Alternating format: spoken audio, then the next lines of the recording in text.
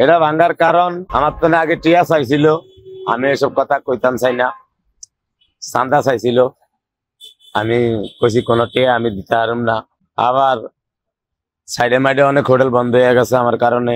Bag করতে তো আর ভাগ্যা না করে কয়া কিছু বুঝে নিতে হইব। সাইডে মাইডে অনেক হোটেল বন্ধ হয়ে গেছে, অনেকে আমারে কইতে আছে। আমি চামুকা যারা এটার মালিক হেরাই চাইব, কতক্ষণ হরেই দেখতে পারবেন খেলা। আমার কিছু কন লাগবে না, আমি কইয়া দোষী হবো না। রাইতে তো আর আপনারা আমার হরি দিবেন না। পাবলিকের দা পাবলিকে কইব, আমি কিছু করতে রাজি না। গোল সহ ধৈরা হইন্দা কাতাল গিয়ে লইয়া গেছে, বড় বড় ডিবেন ফিরে লইয়া যায়। আবার কালকে রাইতে এটারে গলা টিপ দিয়া দশে আত্মার চলানো এটার এটার আবার বাইন্দা ফিরে গেছে। ওনার নাম নাকি টিটু না কি বললে শুনলাম, টিটু না জানি কি শুনলাম ওনার নাম।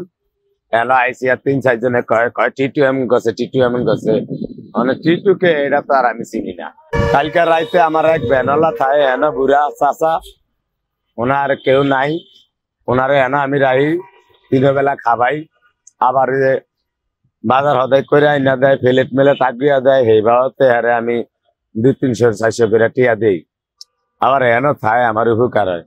পরশুকার আগের দিন একজনের 30 টাকা গ্যালাস দিছে, দোকানের মালিক পাবলিক। এটা আর নতুন কথা না, এটা আরো 1 মাস আগের কথা। আমার কিছু না, এটি সব পাবলিক। টাকা পয়সা বেচা কিনি যাওয়া সব পাবলিক। এখানে আমি তো কর্মচারী, আমার হাজিরা নেই, এটা নতুন কথা না। এটি আগেই রোয়া। আপনি গাছ রুইলে আনা ফল খাইতে পারবেন, আমার তো এটি আগেরই রোয়া।